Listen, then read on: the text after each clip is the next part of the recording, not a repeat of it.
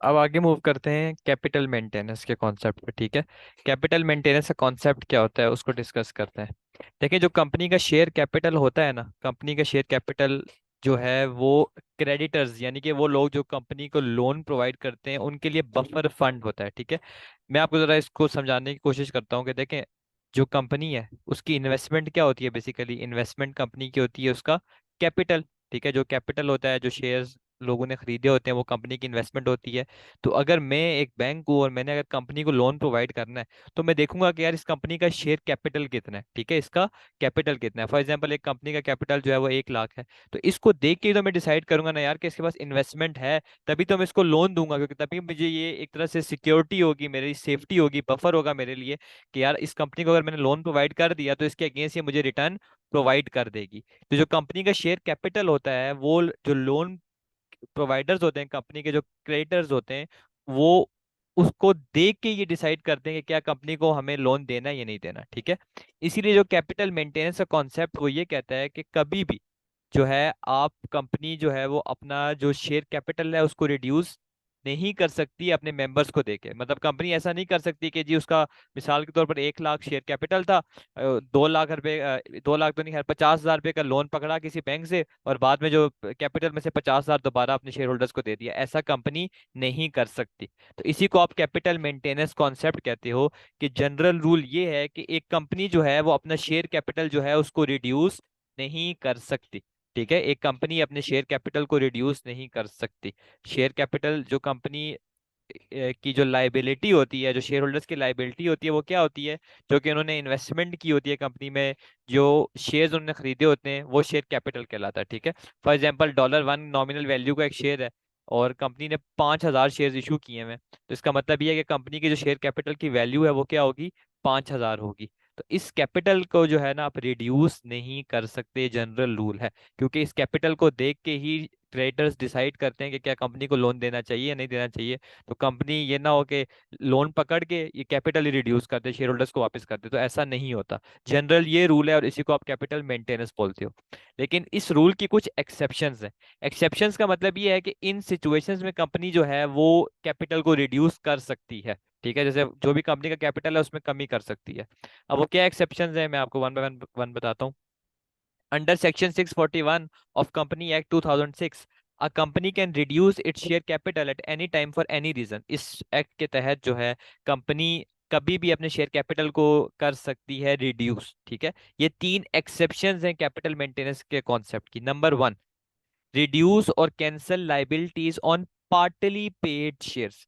वो शेयर्स जिनकी अभी पूरी पेमेंट नहीं मिली, वो शेयर जिनकी अभी पूरी पेमेंट नहीं मिली, तो कंपनी ये काम कर सकती है, शेयर होल्डर्स को कह सकती है कि यार आप एक काम करो, आप जो है रिमेनिंग पेमेंट ना दो, मैं आपको शेयर्स नहीं दूंगा। ठीक है, उसके बाद सेकंड जो है return capital in excess of company needs. ठीक है, जितनी कंपनी की नीड्स है, अगर कंपनी के पास उससे ज्यादा कैपिटल है, ठीक है, उस कैपिटल का कोई काम ही नहीं है, ना उस कैपिटल को कंपनी की इन्वेस्ट कर रही है, ना उस कैपिटल के थ्रू कोई प्रॉफिट जनरेट हो रहा है, वैसे ही फालतू पड़ा हुआ है, तो जो फालतू कैपिटल है, कंपनी जो है वो शेयर होल्डर्स को वापस कर सकती है। वो फॉर एग्जांपल कंपनी का जो शेयर कैपिटल है वो 10 लाख है, मतलब कंपनी की जो इन्वेस्टमेंट है वो 5 लाख की है, कोई उन्हें इन्वेस्टमेंट अपॉर्चुनिटी नहीं मिली बाकी 5 लाख की, तो वो वैसे ही पड़े हुए हैं। ठीक है, उनका कोई फायदा नहीं है, उनको कोई इन्वेस्ट करके वो प्रॉफिट नहीं अर्न कर सकते, तो वो 5 लाख जो रिमेनिंग है वो कंपनी वापस कर सकती है। ठीक है, तो सेकंड ये सिचुएशन होगी जहां पर आप कैपिटल को रिड्यूस कर सकते हो। पहली, कि आपने शेयर्स कंपनी को शेयर्स आपने शेयर होल्डर्स को इशू किए। ठीक है, शेयर होल्डर्स ने आधे पैसे दिए थे, आपने कहा यार आप एक काम करो, आधे पैसे हमें रिमेनिंग ना दो, तो शेयर्स भी गए और वो रिमेनिंग अमाउंट भी आप जो उनसे अमाउंट क्लेम कर रहे थे वो भी आप उनसे नहीं लोगे। ठीक है, तो अल्टीमेटली देखें इसका ये होगा ना कि फाइनेंशियल स्टेटमेंट में कोई इफेक्ट नहीं होगा, क्योंकि शेयर्स जो है वो आपने कैंसिल कर दी और अमाउंट जो आपने लेनी थी शेयर होल्डर से वो भी आपने उन्हें कहा कि ना दो। ठीक है, तो फर्स्ट ये रीजन होगी। सेकंड ये होगी कि जो जरूरत से ज्यादा शेयर कैपिटल है जिसकी रिक्वायरमेंट नहीं है वो आप वापस कर सकते हो। ठीक है, थर्ड ये है, cancel the paid up capital that is no longer represented by the asset. यानी कि वो कैपिटल आप कैंसिल कर सकते हो जो कि अभी एसेट से रिप्रेजेंट नहीं हो रहा। इसका मतलब क्या है, इसका मतलब ये है कि फॉर एग्जांपल आपने शेयर कैपिटल इस्तेमाल किया, आपने कोई फैक्ट्री बनाई। ठीक है, अब अनफॉर्चुनेटली ये हुआ कि आपने 5 लाख रुपए लगा दिए, मिसाल के तौर पर 5 लाख रुपए लगा दिए फैक्ट्री बनाने में। ठीक है, अब वो फैक्ट्री जो है अनफॉर्चुनेटली जो है अर्थक्वेक आ गया या कोई नेचुरल डिजास्टर हो गया, फायर लग गई, फ्लड हो गया, जिसकी वजह से वो तबाह बर्बाद होगी। अब जो 5 लाख की इन्वेस्टमेंट आपने की थी फैक्ट्री पे, अब फैक्ट्री तो रही ही नहीं, तो उतनी अमाउंट से आप जो है उतनी अमाउंट से आप शेयर कैपिटल को रिड्यूस कर दोगे, क्योंकि अब वो रहा ही नहीं है ना आपका शेयर कैपिटल। जिस चीज को आपने खरीदा था उसको यूज करते हुए वो चीज ही जाया होगी, वेस्ट होगी, तो इसका मतलब है ये कैपिटल भी आपने कैंसिल कर देना है। ठीक है, तो ये 3 सिचुएशंस हैं जिनमें आप कैपिटल को रिड्यूस कर सकते हो। कैपिटल मेंटेनेंस का कॉन्सेप्ट ये कहता है कि कंपनी जो है वो शेयर कैपिटल को रिड्यूस नहीं कर सकती, क्योंकि जो लोन प्रोवाइडर्स होते हैं, जो क्रेडिटर्स होते हैं, वो शेयर कैपिटल को देके कंपनी को लोन देते हैं, क्योंकि जिस कंपनी का के पास कैपिटल होगा, जिसके पास इन्वेस्टमेंट होगी, उसी को तो बैंक लोन देगा ना। तो आप कभी भी कैपिटल को रिड्यूस नहीं कर सकते, क्योंकि फिर ये क्रेडिटर्स जो है ना वो फील करते हैं कि यार ये रिस्क है। ठीक है, हमारा हमारा नुकसान है ये। ठीक है, लेकिन इन 3 सिचुएशंस में आप रिड्यूस कर सकते हो। नंबर 1, जब आपने शेयर्स इशू किए तो अब आपने पैसे क्लेम करने थे लोगों से, तो आपने कहा कि यार चलो शेयर्स भी कैंसिल कर देते हैं और आप हमें पैसे भी ना दो, बात खत्म। नंबर 2, जो इन्वेस्टमेंट जिसकी कोई रिक्वायरमेंट ही नहीं है, ना वो आपके इन्वेस्ट कर रहे हो, उससे ना कोई प्रॉफिट अर्न हो रहा है, तो वो भी आप कैंसिल कर सकते हो। नंबर 3, जो आपने कैपिटल किसी चीज पे लगाया हुआ था, किसी एसेट्स पे, अगर वो एसेट ही नहीं रहा, अगर वो एसेट ही वेस्ट हो गया, तो उतनी अमाउंट से आप कैपिटल को रिड्यूस कर सकते हो। ठीक है, कैपिटल मेंटेनेंस या कैपिटल जो कैंसिलेशन है उसका प्रोसीजर क्या है, पहले पब्लिक कंपनीज के लिए बात करते हैं। पब्लिक कंपनीज में पहली चीज ये होती है कि आप एक स्पेशल रेजोल्यूशन पास करते हो। ठीक है, स्पेशल रेजोल्यूशन का मतलब ये होता है कि 75% से ज़्यादा वोट्स चाहिए होते हैं। ठीक है, और फिर आप कोर्ट में अप्लाई करते हो, कोर्ट को बताते हो कैसे हमने स्पेशल रेजोल्यूशन हमने पास किया है, और 75% प्लस शेयर होल्डर्स एग्रीड हैं कि हम अपना जो शेयर कैपिटल है उसको कैंसिल कर रहे हैं। ठीक है, number 3, if reduction involves one of the first two methods above, court must require company to settle a list of creditors entitled to object। ये बड़ा इंपॉर्टेंट पॉइंट है। वो कह रहा है अगर रिडक्शन जो आपने की है वो पहली 2 वजूहात की बिना पे की है, यानी कि इस वजह से की है या इस वजह से आपने कैपिटल को रिड्यूस किया है, तो कोर्ट ये कहती है कि कंपनी को ये कहती है कि जो क्रेडिटर्स हैं, यानी कि जो लोन प्रोवाइडर्स हैं, जो आपकी इस चीज पे ऑब्जेक्ट कर रहे हैं कि यार कंपनी को ऐसा नहीं करना चाहिए, उनसे पहले आप एनओसी लेके आओ, non non no objection certificate लेके आओ। यानी कि उनको पहले आपने मनाना है, क्रेडिटर्स जो है, क्योंकि जाहिर सी बात है उनके लिए तो रिस्क है ना शेयर कैपिटल का कम होना। हाँ, अगर वो एग्री करते हैं कि यार हाँ चलो शेयर कैपिटल कम हो रहा है, इससे हमें कोई इफेक्ट नहीं पड़ रहा, तो वो आपने उनकी एग्रीमेंट जो है ना वो लाना है। यानी कि settle a list of creditors entitled to object का मतलब ये है कि जो ऑब्जेक्ट कर रहे हैं उस पे, जो मतलब कह रहे हैं कि यार ये चीज नहीं होनी चाहिए, उनके साथ पहले आपने सेटलमेंट करनी है, यानी कि उनको एग्री करवाना है कंपनी ने। ठीक है, उसके बाद the court must not confirm the reduction until it is satisfied that all creditors have either consented or to the reduction or had their debts discharged or secured। हाँ, कोर्ट जो है तब तक कैंसिलेशन नहीं करेगी कैपिटल की, या capital को रिड्यूस नहीं करेगी जब तक वो इस चीज से सेटिस्फाई नहीं हो जाती कि जितने भी क्रेडिटर्स हैं कंपनी के वो एग्री हैं इस चीज से। ठीक है, वो एग्री हैं कि वो कंपनी बेशक जो है अपना कैपिटल कम कर दे। ठीक है, उसके बाद the company must file document with registrar. Company को फिर जो है जब वो कैपिटल कैंसिलेशन कर देती है, जाहिर सी बात है शेयर कैपिटल में जब चेंज आ जाता है तो वो रजिस्ट्रार को भी इन्फॉर्म करना होता है, वो रिकॉर्ड्स को अपडेट करता है। और अगर share capital for example company ने रिड्यूस कर दिया और वो शेयर कैपिटल 50,000 पाउंड से गिर गया, तो जब शेयर कैपिटल 50,000 पाउंड से गिर जाता है तो पब्लिक कंपनी पब्लिक नहीं रहती, उसको आपको दोबारा एज अ प्राइवेट कंपनी री रजिस्टर कराना पड़ता है। यानी कि मिनिमम जो कैपिटल है, मिनिमम शेयर कैपिटल जो पब्लिक कंपनी का होना चाहिए वो 50,000 पाउंड होना चाहिए। इससे कम जो है वो पब्लिक कंपनी का शेयर कैपिटल नहीं हो सकता। ठीक है, अगर तो 50,000 पाउंड से कम कैपिटल हो गया तो इसका मतलब यह है कि कंपनी को प्राइवेट कंपनी के तौर पर रजिस्टर कराना पड़ेगा। ठीक है, अब प्राइवेट कंपनीज के लिए क्या प्रोसीजर होता है अगर उन्होंने अपने कैपिटल को कैंसिल कराना है, तो पहला तो यही है कि उन्हें स्पेशल रेजोल्यूशन पास करानी है supported by solvency statement. Solvency statement भी साथ एक प्रोवाइड करनी है। सॉल्वेंसी स्टेटमेंट में ये मेंशन किया होता है डायरेक्टर्स ने कि हमारे पास इतने एसेट्स, या हमारे पास कंपनी इस पोजीशन में है कि वो क्रेडिटर्स के जो डेट्स हैं या जो लाइबिलिटीज हैं उनको पे ऑफ कर सके। ठीक है, सॉल्वेंसी स्टेटमेंट में डायरेक्टर्स ने मेंशन किया होता है कि कंपनी के पास इतनी फैसिलिटीज हैं, इतना कैश है, इतने एसेट्स हैं कि वो लाइबिलिटीज को सेटल ऑफ कर सके। क्योंकि जब आप जाहिर सी बात है कैंसिल करते हो कैपिटल को, तो इफेक्ट किसको होता है, क्रेडिटर को होता है, और क्रेडिटर्स जो है हमारी लाइबिलिटीज होती हैं। तो डायरेक्टर जो प्राइवेट कंपनी का होता है उसको स्पेशल रेजोल्यूशन भी लेनी पड़ती है और साथ सॉल्वेंसी स्टेटमेंट भी देनी पड़ती है, जिसमें लिखा होता है कि यार कंपनी की पोजीशन स्ट्रांग है, कैपिटल बेशक कम हो जाए, कंपनी अपनी लाइबिलिटीज को सेटल ऑफ कर सकती है। ठीक है, the solvency statement is a statement by each of directors that the company will able to meet it debts within the following year, कि कंपनी के पास इतने इतनी चीजें अवेलेबल हैं, इतने एसेट्स हैं, इतने फंड्स हैं कि वो आने वाले साल में यानी आने वाले 12 महीनों में डेट्स को सेटल ऑफ या डेट्स को मीट कर सकती है, पे ऑफ कर सकती है। ठीक है। सॉल्वेंसी स्टेटमेंट की आपने एक बात याद रखनी है कि जिस दिन स्पेशल रेजोल्यूशन होगी, ठीक है, उससे एडवांस 15 डेज में आपने प्रिपेयर रखनी है, यानी कि स्पेशल रेजोल्यूशन के वक्त जो है आपके पास सॉल्वेंसी स्टेटमेंट होनी चाहिए। ठीक है। यानी कि स्पेशल रेजोल्यूशन अगर फॉर एग्जांपल आपकी 15 मार्च को है तो 1 मार्च 15 मार्च है तो 1 मार्च तक आपने सॉल्वेंसी स्टेटमेंट भी प्रिपेयर रखनी है, तैयार रखनी है। ठीक है, एडवांस में रखनी है। A solvency statement made without reasonable grounds is an offense punishable by fine or imprisonment, यानी कि क्रिमिनल ऑफेंस है। अगर डायरेक्टर ने जो सॉल्वेंसी स्टेटमेंट बनाई है वो गलत बनाई है, फेक बनाई है, ठीक है, यानी कि कंपनी के पास इतने चीजें नहीं थी कि वो डेट्स को सेटल ऑफ कर सके, लेकिन उसने स्टिल लाइबिलिटीज को कैंसिल किया और फेक ये चीज मेंशन कर दी कि यार हमारे पास इतनी इतना फंड्स है कि हम डेट्स को सेटल ऑफ कर सकते हैं, तो ये क्रिमिनल ऑफेंस है और क्रिमिनल ऑफेंस में जेल भी हो सकती है और फाइन भी हो सकता है। ठीक है।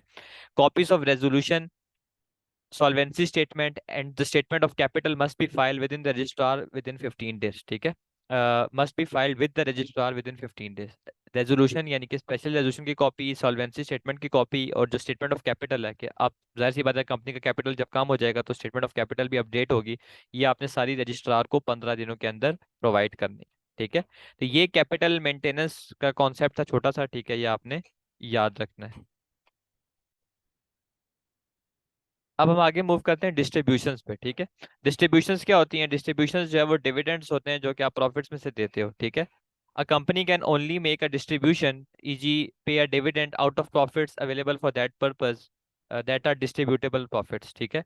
कंपनी जो है जब शेयर्स इशू करती है तो जाहिर सी बात है शेयर्स के अगेन उन्हें डिस्ट्रीब्यूशन देनी पड़ती है शेयर होल्डर्स को, और उस डिस्ट्रीब्यूशन को आप क्या कहते हो? डिविडेंड्स बोलते हो। ठीक है। जो रिटर्न मिलता है शेयर होल्डर्स को, ठीक है, उसको आप डिविडेंड बोलते हो। अब जो डिविडेंड है आप वो डिस्ट्रीब्यूटेबल प्रॉफिट्स में से देते हो। ठीक है। डिस्ट्रीब्यूटेबल प्रॉफिट्स क्या होते हैं? सिंपल सा लॉजिक है, आपने एफ में भी ये पढ़ा होगा कि जो डिविडेंड्स हैं आप वो पे करते हो प्रॉफिट आफ्टर टैक्स में से। ठीक है। यानी कि नेट प्रॉफिट में से आप डिविडेंड्स को पे करते हो, नेट प्रॉफिट में से आप डिविडेंड्स को पे ऑफ करते हो। सही है। जब आप कैलकुलेशन करते हो आपको याद होगा कि सेल्स पहले होती हैं, सेल्स में से आप जो है वो कॉस्ट ऑफ सेल्स को माइनस करते हो या प्रोडक्शन कॉस्ट, फिर उसके बाद आप बाकी जो नॉन प्रोडक्शन कॉस्ट होती हैं उनको आप माइनस करते हो। ठीक है। तो आपके पास profit before interest and tax आता है। फिर उसके बाद आप इंटरेस्ट को माइनस करते हो। ठीक है। इंटरेस्ट माइनस होता है जो इंटरेस्ट पेमेंट्स होती हैं, फिर जो कंपनी ने टैक्स पे करना होता है आप उसको माइनस करते हो। तो उसके बाद फाइनली आपके पास प्रॉफिट आफ्टर टैक्स या नेट प्रॉफिट आता है। ठीक है। तो डिविडेंड जो है आप इस प्रॉफिट आफ्टर टैक्स में से देते हो, नेट प्रॉफिट में से देते हो, और इसको डिस्ट्रीब्यूटेबल प्रॉफिट्स भी बोलते हैं। ठीक है। Distributable profits are accumulated realised profits less accumulated realised losses. ठीक है। यानी कि जो रियलाइज्ड प्रॉफिट्स और रियलाइज्ड लॉसेस को जब आप आपस में माइनस करते हो तो आपके पास डिस्ट्रीब्यूटेबल प्रॉफिट्स आते हैं। ठीक है। अब क्या चीज रियलाइज है क्या चीज अनरियलाइज है उसके बारे में मैं आपको बताता हूँ नीचे जाके। प्रॉफिट और लॉस जो है वो आपको ट्रेडिंग एक्टिविटीज में से भी हो सकता है, कैपिटल ट्रांजैक्शन में से भी हो सकता है। ट्रेडिंग एक्टिविटीज का मतलब ये है कि आप डे टू डे बेसिस पे ट्रेडिंग कर रहे हो। कैपिटल का मतलब ये होता है आपने कोई बड़ा एसेट भेज दिया, उसके अगेंस्ट आपको पैसे आ गए, तो आपको किसी भी सिचुएशन में प्रॉफिट और लॉस हो सकता है। जो प्रॉफिट्स आप यूज करते हो वो होता है एक्यूमुलेटेड। ठीक है। यानी कि आप एक साल के आइसोलेशन में नहीं देखते, आप एक्यूमुलेटेड प्रॉफिट्स के हिसाब से डिविडेंड पे करते हो। जैसे उसने मिसाल दी हुई है कि कंपनी का जो है फॉर एग्जांपल ईयर 1 में 1000 का लॉस हुआ था, तो अब अगर लॉस हुआ है तो डिविडेंड्स तो पे ऑफ हो ही नहीं सकते ना, क्योंकि आप प्रॉफिट में से देते हो, प्रॉफिट तो रहा ही नहीं है, तो डिविडेंड कहाँ से दोगे? ठीक है। अब सब्सिक्वेंटली फॉर एग्जांपल ईयर 2 में कंपनी का 1000 का प्रॉफिट हुआ है। ठीक है। अब ये नहीं है कि आपको ईयर 2 में 1000 का प्रॉफिट हुआ है तो फिर आप जो है वो डिविडेंड्स दोगे, ऐसा नहीं है। आप एक्यूमुलेटेड प्रॉफिट को देखोगे। एक्यूमुलेटेड का मतलब ये है कि इकट्ठा प्रॉफिट देखोगे। तो इकट्ठा अगर आप साल ईयर 1 का और ईयर 2 का देखें तो अल्टीमेटली आपका नील है, जीरो प्रॉफिट है ना। पहले साल 1000 का लॉस हुआ है, दूसरे साल 1000 का प्रॉफिट हुआ है, तो इसका मतलब है अल्टीमेटली जीरो है। तो इसमें इसका मतलब ये है कि ईयर 2 में भी जो है आपको नहीं मिलेगा। ठीक है। ईयर 2 में भी आपको डिविडेंड नहीं मिलेगा। ठीक है। और अगर अगले साल में फॉर एग्जांपल 2000 का हो गया तो फिर आपको 2000 का, अब आप एक्यूमुलेटेड प्रॉफिट 2000 है यानी कि इकट्ठा करके प्रॉफिट 2000 है, तो उस 2000 में से आपको डिविडेंड मिलेगा। ठीक है। यहाँ पर उन्होंने एग्जांपल दी है कि कंपनी का पहले साल में 1000 का लॉस हुआ, दूसरे साल में 2000 का प्रॉफिट हुआ, और तीसरे साल में 1000 का प्रॉफिट हुआ। तो it must make a profit in excess of 2000 in year 4 before any dividend can be paid. ठीक है, यहाँ पर मैं अगर इसके यहाँ पर लिखूँ कि 1000 का लॉस हुआ ईयर 1 में, ईयर 2 में जो है वो 2000 का लॉस हुआ। ठीक है, और उसके बाद ईयर 3 में जो है वो 1000 का प्रॉफिट हुआ। तो अब देखें एक्यूमुलेटेड प्रॉफिट कितना है। एक्यूमुलेटेड प्रॉफिट जो है अभी अभी तक लॉस ही है, यानी कि 3000 का लॉस हुआ, 1000 का प्रॉफिट हुआ, तो इसका मतलब है 2000 का लॉस है। तो जब तक ईयर 4 में आपका प्रॉफिट जो है 2000 से ज्यादा नहीं होता, तब तक आप ईयर 4 में डिविडेंड्स पे ऑफ नहीं करोगे। ठीक है, तो बस सिंपली आपने एक्यूमुलेटेड फिगर्स देखनी है। सही है। रियलाइज और अनरियलाइज का आसान तरीका मैं आपको बता देता हूँ। जो चीज इस नेट प्रॉफिट की कैलकुलेशन में यहाँ पर आती है ना, स्टेटमेंट ऑफ प्रॉफिट और लॉस में, वो सारी की सारी रियलाइज होती है। जो चीज नहीं आती वो अनरियलाइज होती है।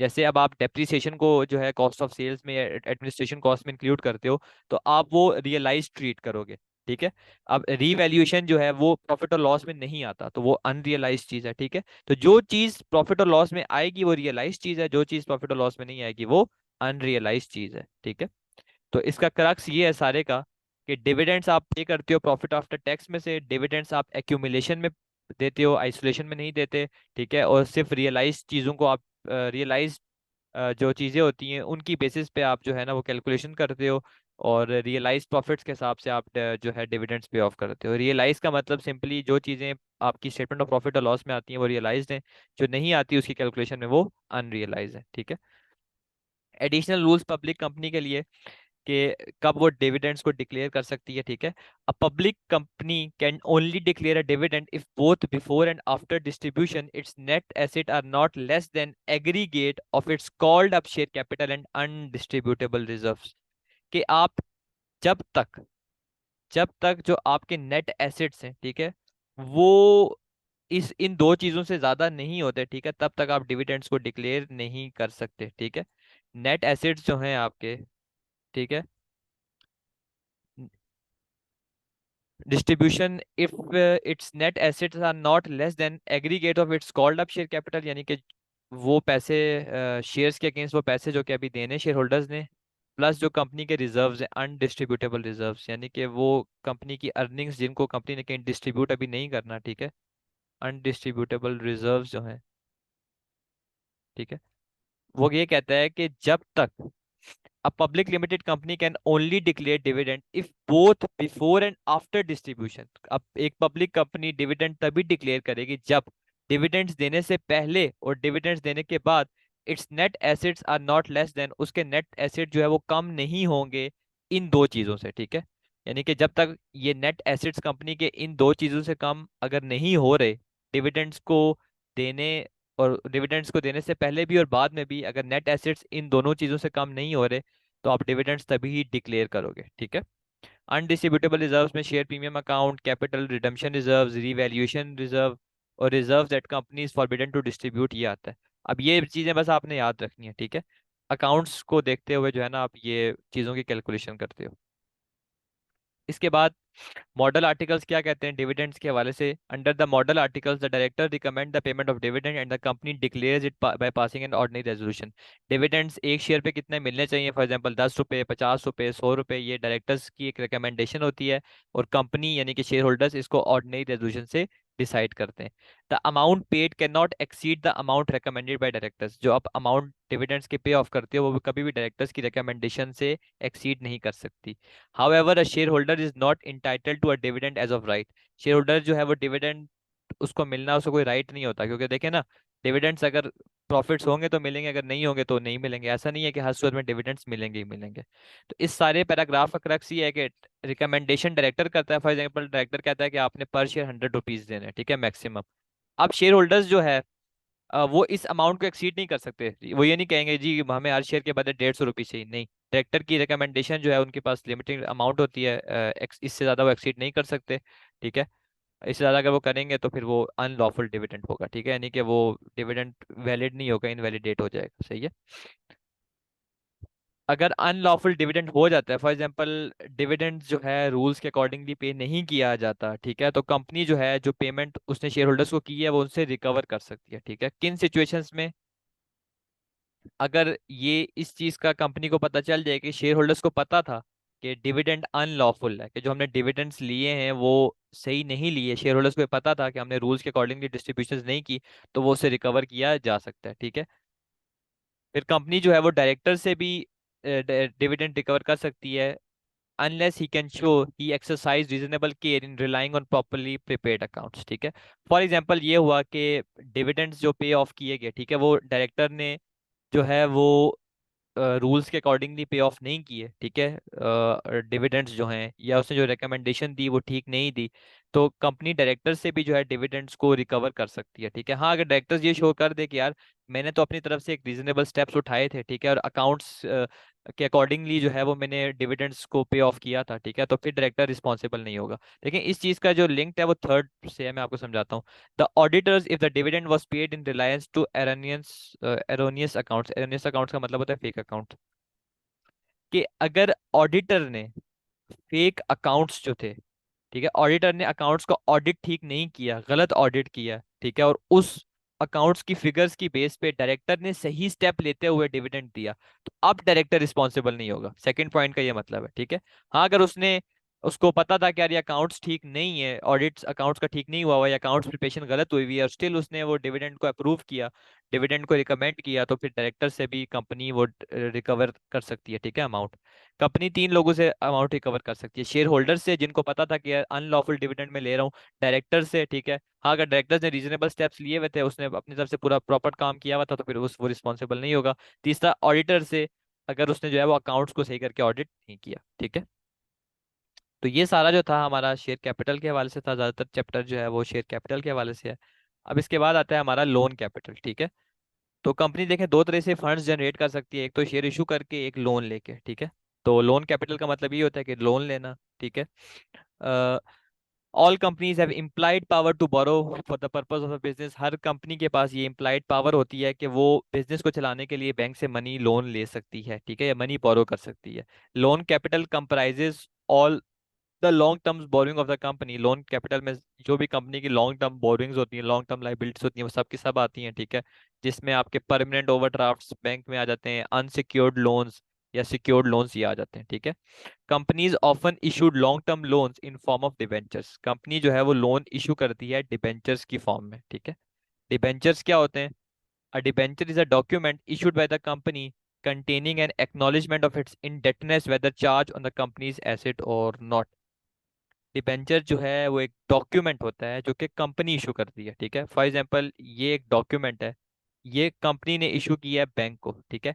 इस डॉक्यूमेंट में क्या लिखा होगा? इस डॉक्यूमेंट में एक्नॉलेजमेंट लिखी होगी, कंपनी इस चीज को मान रही होगी, एक्नॉलेज कर रही होगी कि हम बैंक के इंडेटनेस का मतलब है इतनी अमाउंट के मकरूज हैं, और जो बैंक ने मुझे लोन दिया है उसके अगेंस्ट क्या उसने सिक्योरिटी के तौर पर कोई एसेट रखा है या नहीं रखा, ये लिखा होता है डिबेंचर डॉक्यूमेंट में। ठीक है।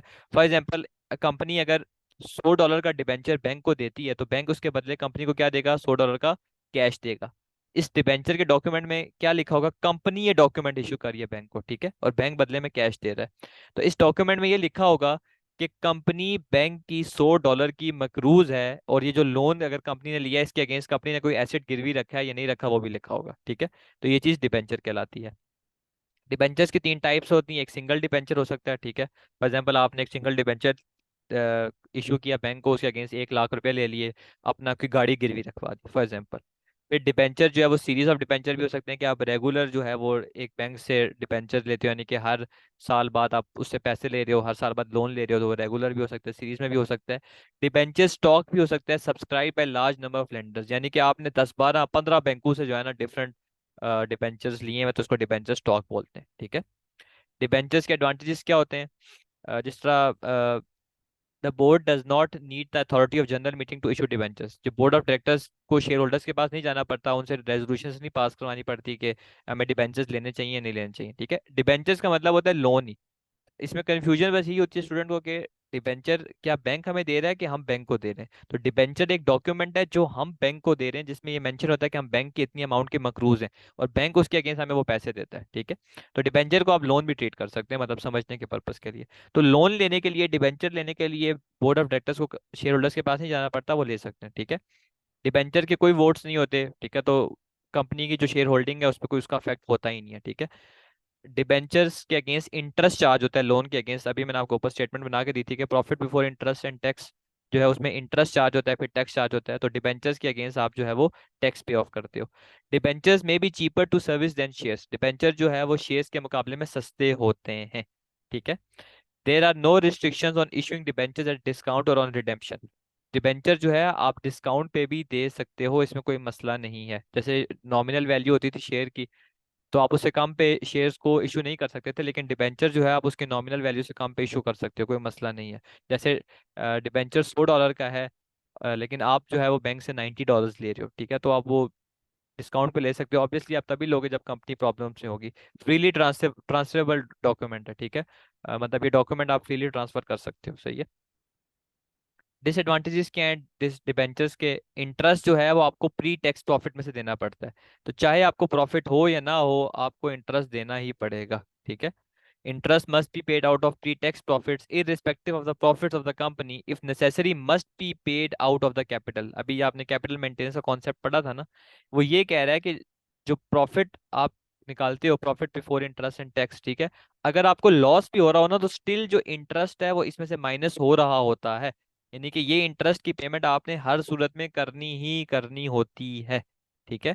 इंटरेस्ट की आप पेमेंट करते हो, उसके बाद आप टैक्स की पेमेंट करते हो, उसके बाद जो आपको प्रॉफिट आता है उस प्रॉफिट में से आप डिविडेंड्स देते हो, यानी कि जो शेयर होल्डर्स हैं उनको डिविडेंड सबसे एंड पे मिलता है। जो डिबेंचर्स वाले होते हैं उनको आपने इंटरेस्ट पे करना ही करना होता है, ठीक है। तो ये आपने इंटरेस्ट पे करना ही करना है, अगर आपके पास इतने प्रॉफिट्स अवेलेबल नहीं है तो आपको कैपिटल में से भी पे करना पड़ सकता है। इसीलिए जो है लेंडर्स या क्रेडिटर्स ये नहीं चाहते कि कंपनी का कैपिटल कम हो। डिफॉल्ट में प्रेसिपिटेट लिक्विडेशन और administration is the debentures are secured. Default का मतलब ये है कि अगर कंपनी के पास इतनी गुंजाइश नहीं है कि वो इंटरेस्ट को पे ऑफ कर सके या लोन को वापस कर सके, तो कंपनी जो है वो लिक्विडेट हो जाती है, कंपनी का दिवालिया निकला जाता है, उसको शट डाउन करना पड़ जाता है। फिर थर्ड डिसएडवांटेज ये है कि high gearing will affect share price, high gearing जो है वो शेयर प्राइस को अफेक्ट करती है। ये आप फाइनेंशियल मैनेजमेंट में कॉन्सेप्ट पढ़ोगे, लेकिन मैं आप लोगों को इसका एक ओवरव्यू दे देता हूँ कि मिसाल के तौर पर हाई गेयरिंग का मतलब क्या है। गेयरिंग का मतलब है कि जितना ज्यादा डेट होंगे, आपने F2 F3 में पढ़ा है कि गेयरिंग क्या होती थी, डेट डिवाइड बाय इक्विटी, ठीक है, या debt divide by debt plus equity, plus equity. यानी कि डेट जो है वो कंपनी के टोटल फंड्स का कितने परसेंटेज है, जितना ज्यादा डेट होता था हम कहते थे कंपनी उतनी ज्यादा उसकी गेयरिंग है, उतनी ज्यादा रिस्की है। उसकी रीजन क्या है कि जितने ज्यादा डेट्स होंगे उतने ज्यादा ये इंटरेस्ट की पेमेंट्स होंगी, तो इंटरेस्ट की पेमेंट जितनी ज्यादा होंगी तो प्रॉफिट आफ्टर टैक्स बचेगा ही नहीं, और प्रॉफिट आफ्टर टैक्स अगर बचेगा ही नहीं तो आगे से जो है कंपनी की शेयर प्राइस इफेक्ट होगा, क्योंकि शेयर होल्डर्स कहेंगे कि हमें डिविडेंड तो मिल ही नहीं रहा, तो आप कंपनी की शेयर प्राइस को रिड्यूस करो, प्रेशर डालेंगे कंपनी पे, ठीक है, क्योंकि उनको तो रिटर्न्स मिल ही नहीं रहे ना। तो वो कहेंगे कि आप शेयर्स की प्राइस को भी रिड्यूस करो, अपने शेयर्स की प्राइस को रिड्यूस करो, हमें डिविडेंड्स ज्यादा दो, ठीक है। तो हाई गियरिंग जो है वो इस पे इफेक्ट करती है, तो ये आपने चीज याद रखनी है। जो आपका लोन होता है वो लेस रिस्की होता है एज कम्पेयर टू आपका शेयर्स, ठीक है, लोन, क्योंकि इंटरेस्ट आपको पता है आपको पे ऑफ हो जाता है, और इसीलिए थोड़ा चीपर होता है। इंटरेस्ट की पेमेंट्स कम होती हैं, जो शेयर्स को आप रिटर्न्स शेयर होल्डर्स को रिटर्न्स देते हैं वो ज़्यादा होते हैं। अब शेयर होल्डर्स को नुकसान ये होता है कि उनको सबसे एंड पे मिलता है। अब ये चीपर इन सर्विस होता है और लेस रिस्की होता है, क्योंकि इंटरेस्ट आपको शुरू में मिल जाएगा, कंपनी अगर शट डाउन भी होगी ना तो सबसे पहले आपको आपके पैसे मिलेंगे, आखिर में जाके शेयर कैपिटल को शेयर होल्डर्स को मिलेंगे, ठीक है। इसलिए रिस्क फ्री होता है एज कम्पेयर टू शेयर्स, सही है। उसके बाद फिक्स वर्सेस फ्लोटिंग चार्ज आ जाता है। अब आप लोग इंटरेस्ट की जो बात करते थे, जो इंटरेस्ट चार्ज आप लगाते हैं कंपनी जो सॉरी जो बैंक लगाती है चार्ज, उसको आप इंटरेस्ट ही बेसिकली बोलते हो, वो दो तरह का होता है, फिक्स या फ्लोटिंग, ठीक है। Fix charge is a legal or equitable mortgage on specific asset which prevents the company dealing with the asset without the consent of mortgagee, ठीक है। आपने बैंक से जो है 1 लाख का लोन लिया, और उस लोन के अगेंस्ट बैंक ने जो है आपका जो घर है वो गिरवी रख लिया, तो इस पे आपका वो फिक्स चार्ज लगेगा, ठीक है, फिक्स चार्ज इस हाउस पे लगेगा। फिक्स चार्ज का मतलब क्या है, फिक्स चार्ज का मतलब ये है कि आप ये जो घर है इसको बैंक की कंसल्टेंसी के बगैर, बैंक की कंसेंट के बगैर फ्रीली डील नहीं कर सकते, ठीक है। A fixed charge has three main characteristics. It is on identified asset. Fixed charge हमेशा एक नॉन करंट एसेट पे होगा, आइडेंटिफाइबल एसेट पे होगा, सिंगल एसेट पे होगा। एसिड जो है वो परमानेंटली बिजनेस में रिटेन्ड होगा। फॉर एग्जांपल बिजनेस में उसकी फैक्ट्री है, बिजनेस की कार है, ठीक है, बिजनेस रिलेटेड कोई फॉर एग्जांपल अगर हाउस है, जाहिर सी बात है कंपनी रिलेटेड चीज़ों पे ही जो है ना चार्जेस होंगे। The company has no general freedom to deal, general freedom नहीं है। जनरल फ्रीडम का मतलब ये है कि वो इस एसेट को बेच नहीं सकती without the consent of the bank, ठीक है। तो फिक्स चार्ज हमेशा एक फिक्स एसेट पे लगता है। अ, एक तरह से गिरवी आप जो रखते हो एसेट अगेंस्ट द लोन, उस पर फिक्स चार्ज लगता है, ठीक है। फ्लोटिंग चार्ज जो है वो डिफरेंट होता है। फ्लोटिंग चार्ज जो है वो करंट एसेट्स पे आपके लगता है, इन्वेंट्री पे आपके लगता है, ठीक है। फ्लोटिंग चार्ज की तीन कैरेक्टरिस्टिक्स होती हैं। It is on the class of assets present and the future, एक एसेट पे नहीं होता, डिफरेंट एसेट्स पे होता है। फॉर एग्जांपल एक मेडिकल स्टोर है, फार्मेसी है, उस उसकी इन्वेंट्री क्या होगी, उसकी इन्वेंट्री मेडिसिन होंगी। तो जब आप बैंक से लोन लोगे तो बैंक बैंक जो है वो आपकी मेडिसिन पे चार्ज लगाएगा। चार्ज लगाने का मतलब ये होता है कि कल को कोई मसला हो गया तो वो बैंक जो है आपकी मेडिसिन पे जो है वो जाहिर सी बात है कब्जा कर लेगा और उनको बेच के अपने पैसे को रिकवर करेगा, ठीक है। इसका मतलब इसको कहते हैं चार्ज, कि एक तरह से क्या चीज आपने गिरवी रखी हुई है, ठीक है। तो फ्लोटिंग चार्ज जो है वो फ्लोट कर रहा होता है, जाहिर सी बात है मेडिसिन कम होंगी, चार्ज कम होगा, ज्यादा होंगी, ज्यादा होगा। तो वो आपकी करंट एसेट्स पे होता है, ठीक है। और जो एसिड्स जो होते हैं वो टाइम फ्रॉम टाइम चेंज होते रहते हैं। कभी कभार आपके पास मेडिसिन का स्टॉक ज्यादा होगा, कभी कभार आपका मेडिसिन का स्टॉक कम होगा। और कंपनी के पास फ्रीडम होती है to deal with the charge assets in the ordinary course of the business, ठीक है। अब जिस तरफ जो फिक्स एसेट है, अब वो आप उसको फिक्स चार्ज है, जिस एसेट पे लगा होता है फिक्स चार्ज, आप उस एसेट को फ्रीली डील नहीं कर सकते। फ्रीली डील का मतलब ये है कि आप उसको बेच नहीं सकते without the consent of the bank. लेकिन ये जो मेडिसिन है जिन पे चार्ज लगाया हुआ है बैंक ने, ये मेडिसिन तो आप ऑब्वियसली बेचोगे, तो बेच के ही तो उनको रिटर्न इंटरेस्ट वापस करोगे ना, चार्ज चार्ज की जो अमाउंट है वो वापस करोगे, तो यानी कि इसको आप बेच सकते हो, स्टॉक होता है वो आपका, ठीक है। उसके बाद आता है crystallise. Floating charge can not be created by the partnership, partnership जो है वो फ्लोटिंग चार्ज क्रिएट नहीं कर सकती। अब अगला जो कॉन्सेप्ट है वो क्रिस्टलाइजेशन का है, ठीक है। क्रिस्टलाइजेशन का मतलब ये होता है कि जब फ्लोटिंग चार्ज फिक्स चार्ज में कन्वर्ट हो जाए, उस प्रोसेस को आप क्रिस्टलाइजेशन कहते हो, ठीक है। A floating charge does not attach to any particular asset until crystallization, floating charge जो है वो किसी एसेट के साथ अटैच नहीं होता, क्लास ऑफ एसेट्स पे होता है, जब तक वो क्रिस्टलाइज ना हो जाए, ठीक है। अब क्रिस्टलाइज वो कब होता है, अब हम बात करते हैं उसके हवाले से। क्रिस्टलाइजेशन का मतलब क्या होता है कि कंपनी अब इन एसेट्स के साथ फ्रीली डील नहीं कर सकती, यानी कि अब ये फिक्स चार्ज बन गया, ठीक है।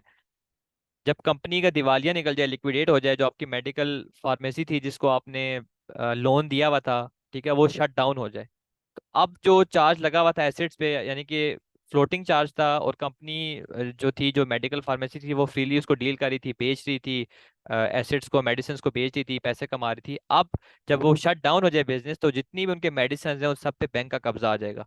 यानी कि अब वो चार्ज जो है वो फिक्स हो गया, बैंक जो है जितना मर्जी चाहे उसको डील कर सकता है, ठीक है। जाहिर सी बात है उनको बेच के अपने पैसे रिकवर करेगा।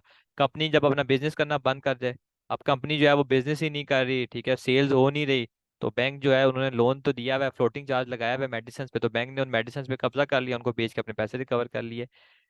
या फिर अगर ऐसा लग रहा है कि यार इसका स्टॉक इतना इनफ नहीं है कि वो हमारे डेट्स को पे ऑफ कर सके, ठीक है, कंपनी को सॉरी बैंक को ये नजर आ रहा है कि जो इस चीज के अगेंस्ट हमने इनको लोन दिया हुआ था, फ्लोटिंग चार्ज लगाया हुआ था इनकी मेडिसिन पे, ये इस इन्वेंट्री को सही करके डील नहीं कर रहे, या इतनी इनकी अब वो पोजीशन में नहीं है कि हमारे डेट्स को पे ऑफ कर सकें, तो स्टिल तब भी जो है ना वो क्रिस्टलाइजेशन हो जाती है, वो कब्जा कर लेते हैं उन एसेट्स पे, करंट एसेट्स पे, और उनको बेच के अपने पैसे रिकवर कर लेते हैं, ठीक है। फ्लोटिंग चार्ज के एडवांटेज ये होते हैं कि कंपनी जो है एसेट के साथ फ्रीली डील कर सकती है, फिक्स चार्ज में कंपनी एसेट के साथ फ्रीली डील नहीं कर सकती। एक से ज़्यादा एसेट को आप चार्ज कर सकते हो, जैसे मैंने आपको बताया मेडिसिन एक तरह की नहीं होती, डिफरेंट तरह की होती हैं। डिसएडवांटेज क्या होता है कि वैल्यूएशन का हमें नहीं पता होता। मतलब फिक्स चार्ज का तो हमें पता होता है ना कि यार ये इतने का एसेट है, ठीक है, बस ठीक है, ये मतलब हम लोग इतनी अमाउंट, कल को अगर वो लोग हमें पे ऑफ नहीं कर सकी कंपनी, तो हम इतनी अमाउंट ले लेंगे, ठीक है। तो उनको पता होता है इसकी वैल्यूएशन का। लेकिन इसका मसला इसका नहीं पता होता, कभी मेडिसिन ज्यादा होती है, कभी कम होती है, स्टॉक अप डाउन होता रहता है ना। तो जब तक वो क्रिस्टलाइज नहीं हो जाता, यानी कि जब तक कंपनी शट डाउन नहीं हो जाती, तब तक जो है ना वो, या उनका बिजनेस खत्म नहीं हो जाता, तब तक आप नहीं अंदाजा लगा सकते कि यार इसकी चार्ज की वैल्यू क्या है, ठीक है। क्योंकि जाहिर सी बात है जब कंपनी की लिक्विडेशन होगी, शट डाउन होगी, तब आप देखोगे कि यार ये जो एसेट्स है सारे, इनकी इतनी वर्थ है, और इतनी जो है ना मैं मुझे रिकवरी हो जाएगी, ठीक है। ये बैंक के पॉइंट ऑफ व्यू से बात की जा रही है। It has a lower priority in order of repayment than fix charge. पहले जो फिक्स चार्ज की पेमेंट्स होंगी, कंपनी पहले फिक्स चार्ज की पेमेंट्स करती है, फिर फ्लोटिंग चार्ज की पेमेंट करती है। तो जिन लोगों ने फ्लोटिंग चार्ज दिया हुआ है, लगाया हुआ है जिन लेंडर्स ने, तो उनको पेमेंट आफ्टर फिक्स चार्ज मिलेगी, ठीक है। It may be challenge by liquidator if it was created within 12 months preceding a wind up. This is to prevent a company from giving preference to one of its unsecured creditors by giving a floating charge over its asset. अब इस पूरी line का मतलब क्या है? इस पूरी line का मतलब ये है कि फ्लोटिंग चार्ज जो है वो इनवैलिड होगा अगर कंपनी फ्लोटिंग चार्ज लगने के 12 महीनों के अंदर बंद हो जाए, कंपनी का दिवालिया निकल रहा है, ठीक है। लिक्विडेटर अभी हम चैप्टर 11 में पढ़ेंगे, वो बंदा जब कंपनी शट डाउन होती है तो वो इन्वॉल्वमेंट उसकी होती है। तो लिक्विडेटर ये देखता है कि यार आज से कंपनी के शट डाउन होने से 12 महीने पहले कितने फ्लोटिंग चार्ज थे, तो वो जितने भी फ्लोटिंग चार्ज होंगे वो सारे के सारे वो इनवैलिड करार देता है, ठीक है। इस सारी लाइन का ये मतलब है कि इनवैलिडेट हो जाते हैं वो। तो फ्लोटिंग चार्ज वाले जो है वो मतलब क्योंकि उसके पीछे रीजन ये होती है कि अगर आपको नजर आ रहा है कि यार company its is not in a position to pay off its debt, तो स्टिल आपने वो क्यों लोन उसको प्रोवाइड किया ना, आपको पहले अपनी सिक्योरिटी करनी चाहिए। तो ये इस लाइन का मतलब है, ठीक है। प्रायोरिटी क्या होती है? रजिस्ट्रेशन ऑफ चार्जेस के हवाले से भी देखते हैं। जो इक्वल चार्जेस होते हैं जो पहले क्रिएट किया जाता है उसको प्रायोरिटी होती है, ठीक है। मिसाल के तौर पर फिक्स चार्ज है, दो फिक्स चार्ज हैं। आपने एक बैंक से लोन लिया, बैंक ने फिक्स चार्ज लगाया आपकी गाड़ी पे, और फिर आपने एक और लोन लिया बैंक से, बैंक ने फिक्स चार्ज लगाया, बदले में उस बैंक ने कंपनी की जो है ना वो किसी मशीन को जो है ना उस पर चार्ज लगा दिया, ठीक है, गिरवी रख लिया। अब ये जो चार्ज है आपने गाड़ी वाला, ये 10 जनवरी को आपने क्रिएट किया था, और ये जो है 15 जनवरी को किया था। अब दोनों फिक्स चार्ज हैं, तो सबसे पहले प्रायोरिटी किसको मिलेगी? 10 जनवरी वाले चार्ज को, यानी कि सबसे पहली जो पेमेंट जो है रिकवरी वो इन्हें होगी, ठीक है। जिन्होंने सबसे पहले चार्ज को रजिस्टर करवाया उन लोगों को इंटरेस्ट पेमेंट पहले मिलेगी। फिक्स चार्ज की प्रायोरिटी होती है फ्लोटिंग पे, ठीक है। जब दो चार्जेस एक जैसे हो तो फिर आप डेट के हिसाब से देखते हो, जिसकी जो अर्लियर वाला होता है उसकी वो प्रायोरिटी पे होता है। फिक्स चार्ज को प्रायोरिटी होती है फ्लोटिंग चार्ज से। जो अनरजिस्टर्ड चार्ज होता है उसको प्रायोरिटी होती उसको कोई प्रायोरिटी नहीं होती, जब रजिस्टर्ड चार्ज को प्रायोरिटी होती है, और अनरजिस्टर्ड चार्ज। और जो लास्ट पॉइंट लिखा हुआ है कि a charge holder can prohibit the creation of later charge with priority. हाँ, अगर एक चार्ज होल्डर जो है, यानी कि मिसाल के तौर पर जिस बंदे ने चार्ज लगाया हुआ है, जो आपको लोन दे रहा है, वो ये आप पे प्रोहिबिशन लगा सकता है, रिस्ट्रिक्शन लगा सकता है कि आप आगे से जो है ना आपने फर्दर किसी और बंदे से लैंड मतलब लैंड नहीं करनी है, अमाउंट पैसे नहीं लेने, ठीक है। रजिस्ट्रेशन जो है वो आपने 21 दिनों के अंदर जब चार्ज आप क्रिएट करते हो, ठीक है, आपने आज लोन दिया कंपनी को, कंपनी की गाड़ी आपने गिरवी रख ली, आज आपने चार्ज क्रिएट कर दिया, तो 21 दिनों के अंदर अंदर जो है आपने कंपनी ने जो है वो रजिस्ट्रार को नोटिफाई करना होता है, रजिस्ट्रेशन करवानी होती है चार्जेस की। रजिस्ट्रेशन जो है वो कंपनी भी रजिस्टर करा सकती है, और चार्ज होल्डर यानी कि जो लोन प्रोवाइड कर रहा है, बैंक जिसने चार्ज लगाया है, वो भी कर सकता है। अगर वो रजिस्टर नहीं करते तो चार्ज को वॉइड भी कराया जा सकता है, ठीक है, इनवैलिड करार दिया जा सकता है, फाइन भी हो सकता है कंपनी पे या जो बंदा रिस्पॉन्सिबल था उसकी रजिस्ट्रेशन पे उस पे। और अगर चार्ज को आपने रजिस्टर नहीं करवाया तो जो पैसे हैं आप वो रीपेबल हो जाते हैं, ठीक है। मिसाल के तौर पर कंपनी ने रजिस्टर्ड करवाना था चार्ज को, 1 लाख रुपया लिया बैंक से और चार्ज की रजिस्ट्रेशन नहीं करवाई, तो भाई फिर ये होगा कि वो कहेंगे जी आप 1 लाख रुपया उन्हें वापस कर दो, आपने चार्ज की रजिस्ट्रेशन नहीं करवाई, ठीक है।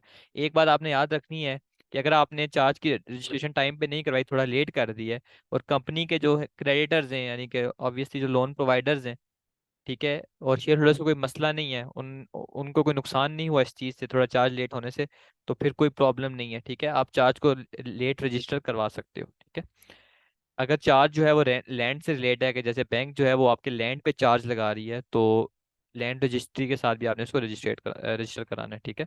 The company must also include all charges in its own register of charges. Register का मतलब होता है रिकॉर्ड्स, जितने भी चार्जेस कंपनी के एसेट्स पे लगे हुए हैं कंपनी के पास उनका रिकॉर्ड होना चाहिए, ठीक है। अगर उन्होंने रिकॉर्ड नहीं रखा तो उसका ये मतलब नहीं है कि चार्ज इनवैलिडेट हो जाएगा। जैसे अगर चार्ज को रजिस्टर नहीं करवाया तो वो इनवैलिडेट हो सकता है, तो ये मतलब नहीं है कि अगर आपने रिकॉर्ड नहीं रखा हुआ तो इनवैलिडेट हो जाएगा, ठीक है। एक चीज़ आपने याद रखनी है कि बाय लॉ आपको रजिस्टर ऑफ डिबेंचर होल्डर्स जो है वो कीप नहीं करना होता, ठीक है। रिक्वायरमेंट नहीं होती कि जिन जिन लोगों ने आपको लोन दिया हुआ है उनका रजिस्टर्ड जो है वो आपने रखना है, ठीक है। ये बाय लॉ रिक्वायरमेंट नहीं होती, ये आप नोट डाउन कर लीजिएगा। लास्ट चीज़ है डिफरेंस क्या है लोन कैपिटल और शेयर कैपिटल में। लोन कैपिटल जो है वो एक डॉक्यूमेंट होता है, डिबेंचर एक डॉक्यूमेंट होता है जो कंपनी इशू करती है बैंक को, बैंक उसके अगेंस्ट पैसे देता है। शेयर कैपिटल जो है वो शेयर का किसी भी शेयर होल्डर का कंपनी में इंटरेस्ट होता है, शुरू में लाइबिलिटी होती है कि मैंने इस शेयर्स के पैसे देने हैं, और बाद में फिर इंटरेस्ट होता है कि मुझे उसके बदले रिटर्न मिलेगा। और इसके साथ राइट्स और ऑब्लिगेशंस होते हैं, ठीक है, इन्वॉल्व होते हैं। डिबेंचर वाले के पास, यानी जिसके पास कंपनी का डिबेंचर होता है, यानी कि कंपनी ने जिससे लोन लिया होता है, उसके कोई वोटिंग राइट्स नहीं होते, ठीक है, वो कंपनी का मेंबर नहीं होता। जबकि शेयर होल्डर जो है वो कंपनी का ओनर होता है, मेंबर होता है, उसके वोटिंग राइट्स होते हैं। डिबेंचर वाले को जो है इंटरेस्ट मिलेगा ही मिलेगा, irrespective of availability of profits, जबकि डिविडेंड्स के लिए प्रॉफिट्स की अवेलेबिलिटी होना जरूरी है। जब कंपनी शट डाउन होगी तो डिबेंचर होल्डर को पहले पैसे मिलेंगे, यानी कि लोन प्रोवाइडर को पहले पैसे मिलेंगे, जबकि शेयर होल्डर्स को बाद में मिलेंगे। डिबेंचर्स वालों की कोई कैपिटल मेंटेनेंस नहीं होती कि यार लोन की अमाउंट रिड्यूस करना, ये ऐसा कोई रिक्वायरमेंट्स नहीं होती, जबकि कैपिटल की मेंटेनेंस होती है, ठीक है। तो ये डिफरेंस था आपके लोन कैपिटल और शेयर कैपिटल में।